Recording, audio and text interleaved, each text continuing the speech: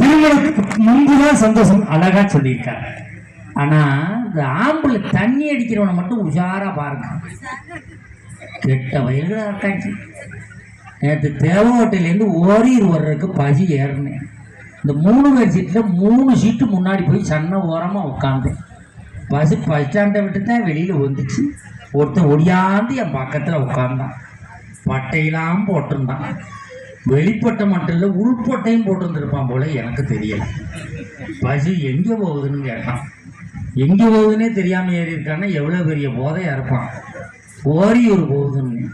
அப்படிலாம் போகக்கூடாது அப்படின்னா கிரகத்தை கூட்டாண்டான்னு எந்திரிக்க போனேன். கம்பியோட கேட்டு போட்டு முடிச்சுக்கிட்டான். உக்காரு உக்காரு. நான் ஜன்னல்லே சாஞ்சிட்டேன். அண்ணே அப்படின்னா. தம்பி அப்படின்னு. கண்டக்டர் வருவாரா? வருவார் அப்படின்னு. நான் என்னென்ன ஊர் வரும்னு கேட்டான். தேவகோட்டை, பெருவாக்கோட்டை வரும், அடுத்தகுடி வரும், எண்மங்கலம் வரும், வெள்ளையபுரம் வரும். அப்படிலாம் வரக்கூடாதே அப்படின்னா. எந்திரிக்க போனோம்னா வாந்தி எடுக்கிற மாதிரியே வர்றான். எடுத்துன்னு தொலைய மாட்டேன். உப்புங்கிறான். உட்காந்துக்கிறான். நான் ஜன்னல்லே சாஞ்சிட்டேன். தம்பி, வெள்ளையபுரம் ரொம்ப நாளாக அந்த இடத்துல இருக்கு. வெள்ளையபுரத்தை தூக்கி மங்களக்குடியில் வைக்கணும், மங்களக்குடியை தூக்கி மருதாந்தையில் வைக்கணும். என்ன சொல்கிறாங்க? முடியாதுன்னா வாந்திய வாயில விட்டுருவான். அப்படியே செய்வோம்னே அப்படின்னு. நாங்கள் பேசினதை பின்னாடி 2 பேர் கேட்டுட்டு இருந்திருக்கானு.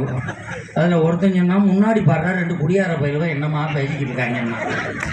குடிச்சதாவே மாட்டினவன்னா. இன்னொருத்தன் சொன்னா, இவன் கொஞ்சமாக தான் ஏற்றிருப்பான் போல இருக்கு, அந்த மூக்கு நீளமாக இருக்கவன் தானே ஃபுல்லாக ஏற்றிருப்பான் போல இருக்கு. இவன் சொல்றதுக்கு அப்புறம் ஆமா போடுறான்னா. இப்படி குடிகாரனே கட்டி ஒருத்தி குடும்பம் நடத்துறாள். அவளுக்குத்தான் இந்த சமூகத்திலே கோயில் கட்டி கும்பிடணும். ஆம்பளை எப்ப தெரியுமா? ஆனா எனக்கு தெரியும், எண்மங்கலத்துல யாருக்குமே இந்த குடிக்கிற பழக்கம் இல்லைன்னு கேள்விப்பட்டேன். என்ன கூட்டத்தில் குழம்பு சலசலப்பு தென்படுது. பெண்கள்கிட்ட கடுமையான கூட்டம் சலசலம். யாரும் குடிக்க மாட்டாங்க போல. எண்மங்கலத்தில் ஒயின் ஷாப் கிடையாது இல்லைன்னு. எண்மங்கலத்தில் ஒயின் ஷாப் கிடையாது. இங்கிட்டு வெள்ளையபுரம் போகும் அப்படித்தான் நினைக்கிறேன். அடுத்த ஒளிக்கு முன்னாடி எங்கிறாங்க வெறுவாக்கோட்டையில எட்டியார் கடைக்கிட்ட போகணும்டா. உங்களுக்கு தெரியுமாடா, இந்த புளிய மரத்துக்கு பக்கத்தில் இருக்குன்னு நினைக்கிறேன்.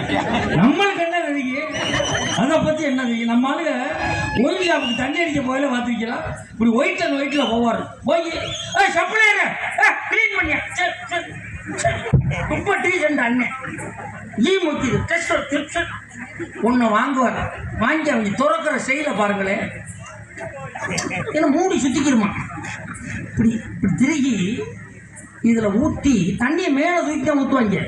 சரக்கு கறக்கணும்ல. ஊற்றி விட்டு 3 சொட்டு எடுத்து பூமியில் விடுறாங்க. இவங்க விடுற சுட்டுலாண்டா பூமி சுற்றிக்கிட்டு இருக்கு. இதை இப்படி இது பண்ணிட்டு வாயை மூக்கிட்ட கொண்டு போய் சுற்றிக்குவாங்க. வந்துக்கலாம் சுண்டி விட்டு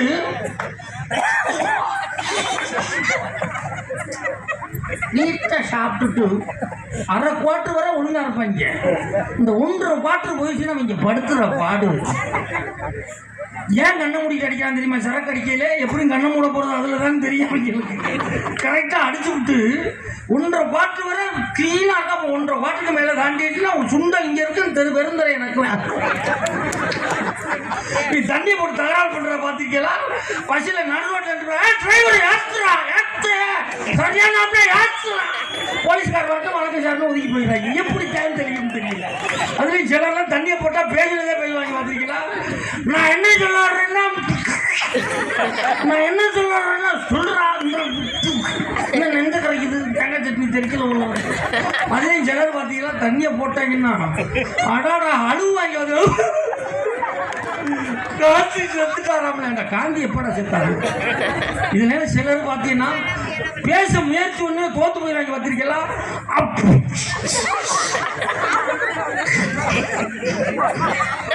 சுண்டு அப்படின்னா சடக்கு உள்ள எடுத்துருவாங்க.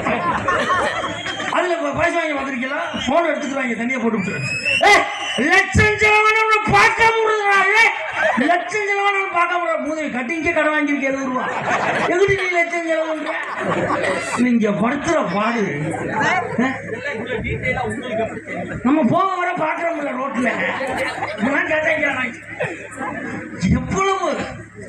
எவ்வளவு சிக்கல் பண்ணுவாங்க பார்த்திருக்கீங்களா?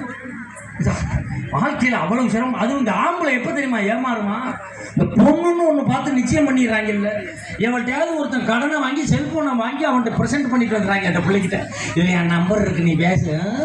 விடிய காலம் பல்லு விளக்காம பேச ஆரம்பிச்சிடுறாங்க. அவர் எந்திரிச்சியா, இது எனக்கு தூக்கம் இல்லை, உனக்கு எனக்கு தூக்கம் இல்லை, அவர் குடுங்குறாங்க. அந்த பிள்ளை கல்யாணத்துக்கு அப்புறம் தான் இதெல்லாம் கொடுப்பாங்களாக்கும். சார்ஜ் தீந்து போயிட்டு நைட்டு பிளக்கு பாயிண்டே சொல்லிக்கிட்டு படுத்துக்கிறாங்க. நைட்டு 1:30 கொடுப்பாங்க வரணும். இது கல்யாணத்துக்கு முன்னாடி. கல்யாணம் முடிச்சு ஒருத்தன் போனை எடுத்து முறைச்சிட்டான்னா பொண்டாட்டிகிட்ட இருந்து போன் வருதுன்னு அர்த்தம். கல்யாணத்துக்கு முன்னாடி 3 மணி நேரம் பேசுறேன், கல்யாணத்துக்கு அப்புறம் 3 வார்த்தை தான் பேசுறேன். ஒற்றே கொலை தான் குலைக்கிறேன். இந்த போன் எப்போ தெரியுமா வரும்? நைட்டு 10:30 மணிக்கு அவனையா தோது பண்ணி ஒன்று வாங்கி பாலக்கட்டையில் வச்சுட்டு உட்காருவாங்க. கரெக்டாக கிரின்னு போன் அடிச்சு அவளே தான் அடிச்சுட்டாங்க. மாப்பிள்ள சத்தம் முடிஞ்சா முட்டாட்டிதான் ஏன் முட்டாட்டி நீங்கள் தான் பேசுறீங்க, எவனும் பேசணும். உங்கள் சங்கத்தை வேணாம்மா. இங்கே ஒரு மீட்டிங்கில் இருக்கிறோம்மா, டே நைட்டு மீட்டிங்கில் இருக்கிறேன். சரக்கு பேர் வச்சாம்பா டே நைட்டு. டேயும் அடிக்கிறேன், நைட்லையும் அடிக்கிறோம். இப்போ ஓடல இந்த மூடி சுற்றிக்கிறோமா, அப்படி மூடி சுற்றிக்கிட்டு அப்போவே பக்காடி வாங்கான்னு சொன்ன கேட்குறியாடா, சுத்தமுடா மூடி. உன் பைக்கு சாவியை கூட திறப்போம். அப்பவும் திறக்காது. இதை கடைசியில் இங்கே திறக்கிறதுக்கு வாங்க அவன் சுட்டுது. ரோட்டில் ஒரு சும்மா போக மாட்டான். அண்ணே மூடி சுற்றிக்க சொன்னேன். என்னன்னு தெரியல, ஒரு வாரமாக சுற்றிக்கிட்டு தானே இருக்க முடியும் பைக்கா. கரெக்டாக இது கடைசியாக திறப்பாங்க பாருங்க. இதான் அவங்களுக்கு கடைசி ஆயுதம் பாட்டில் திறக்கிறது. துண்டை தூக்கி இதில் போட்டு உடஞ்சி வச்சுறான். வடிகட்டும் கையை ஆட்டாம போடுறான். இவ்வளவு இம்சி கல்யாணத்துக்கு அப்புறம் தானே வருது. யோசிச்சு பாருங்க பார்ப்போம். வாழ்க்கை அவ்வளவு சிக்கல்ல இருக்கா இல்லையா? நிம்மதியா மனுஷன் வாழ முடியுதா? ஆனா எப்படி நினைக்கிறான், வாழ்க்கை எப்படி இருக்குன்னு ஒரு மனுஷன் நினைக்கிறான். தண்ணீரிலே முகம் காட்டும் நாகாயமே, பள்ளியிலே நீராடும் பூந்தோட்டமே,